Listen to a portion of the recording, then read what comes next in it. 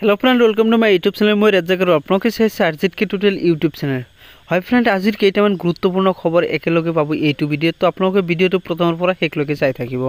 প্ৰথম খবৰটো হৈছে ভয়ংকৰ বিষাক্ত সুৰাই প্ৰাণ ললে 34 গৰাকী লোকৰ মুখ্যমন্ত্ৰীৰ তদন্ত ঘোষণা। অত্যাধিক সুৰাপান স্বাস্থ্যৰ বাবে হানিকাৰক যদিও আমাৰ দেশত মদ খোৱা মানুহৰ অভাৱ নাই। শেহতীয়াকৈ তামিলনাডুৰ কল্লাকুৰিচিত বিষাক্ত মদ খাই 34 গৰাকী লোকৰ মৃত্যু হৈছে। 100ৰো অধিক লোক চিকিৎসাধীন হৈ আছে বুলি তামিলনাডু প্ৰশাসনে সদৰি কৰিছে। প্ৰাপ্ত খবৰ অনুসৰি নিহত হোৱা অধিকাংশ লোকেই হৈছে কৰুণাপুৰমৰ। ইফালে মৃতকৰ সংখ্যা ক্ৰমান্বয়ে বৃদ্ধি পোৱাৰ পাছতে মুখ্যমন্ত্ৰী এম.কে. ষ্টালিনে বৃহস্পতিবাৰে আয়োজন কৰে এখন জৰুৰী বৈঠক। এই সমগ্ৰ ঘটনাৰ ওপৰত মুখ্যমন্ত্ৰীয়ে নিজে চকু ৰাখিছে বুলি শেহতীয়াকৈ সামাজিক মাধ্যম যোগে ৰাজহুৱা কৰিছে। লগতে ৰাজ্য চৰকাৰৰ তৰফৰ পৰা মৃতকৰ পৰিয়াললৈ 10 লাখ আৰু চিকিৎসাধীন সকলৰ বাবে 50,000 টকাৰ ক্ষতিপূৰণ ঘোষণা কৰিছে মুখ্যমন্ত্ৰী গৰাকীয়ে। ইফালে এই ঘটনা সংঘটিত হোৱাৰ পাছতে কল্লাকুৰিচিৰ আয়ুক্তগৰাকীক বদলিৰ নিৰ্দেশ দিছে ৰাজ্য চৰকাৰে।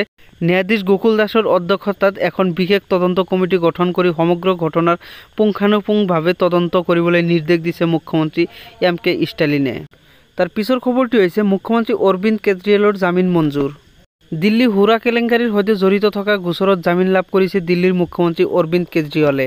21 মাৰ্চত ইডিয়ে গ্ৰেপ্তাৰ কৰিছিল কেজৰিৱালক।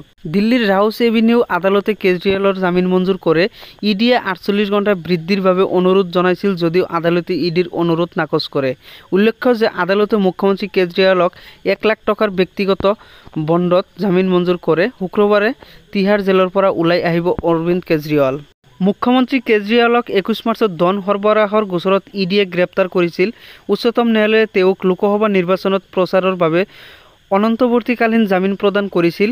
অনন্তৱৰ্তীকালীন জামিনৰ সময়সীমা সম্পূৰ্ণ হোৱাৰ পিছত পুনৰ 2 জুনত তিহাৰ কাৰাগাৰ প্ৰশাসনৰ সন্মুখত তেওঁ আত্মসমৰ্পণ কৰে। তাৰ পিছৰ খবৰে হৈছে ৰীল বনাবলৈ গৈ অট্টালিকাৰ পৰা ওলমিল কিশোৰী, গ্ৰেপ্তাৰৰ দাবী নেটিজেনৰ। বৰ্তমান সমাজত এনে এটা প্ৰজন্ম আছে যি মাত্ৰ ছ'চিয়েল মিডিয়াত ডুব গৈছে। তেওঁলোকৰ জীৱনত মিম আৰু ৰীলৰ বাহিৰে আন একোৱে প্ৰভাৱ আৰু গুৰুত্ব নাই। কিছুমান ক্ষেত্ৰত তেওঁলোকৰ বাবে ৰীল বনোৱাটো জীৱনতকৈ গুৰুত্বপূৰ্ণ কাম হৈ পৰে। এই কথা ক'ব পাৰি পুনতে সংঘটিত হোৱা এক কাণ্ডৰ পাছত।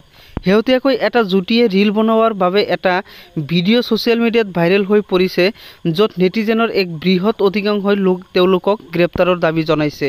ৰীল বা ইউটিউব ভিডিঅ' বনাই ৰাতিটোৰ ভিতৰতে জনপ্ৰিয় হোৱাৰ আকাংক্ষা সম্পূৰ্ণ কৰিবলৈ আজি কিছুমান মানুহে চলন্ত ৰেলৰ পৰা জঁপিয়াইছে, কোনোবাই কোনো সুৰক্ষা নোহোৱাকৈ ওখ অট্টালিকাৰ ছাদৰ পৰা জঁপিয়াইছে।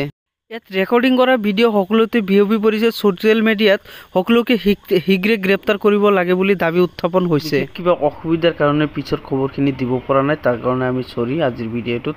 তো আজিলৈ ইমানেই। যদি ভাল লাগিছে লাইক কৰিব আৰু শ্বেয়াৰ কৰিব।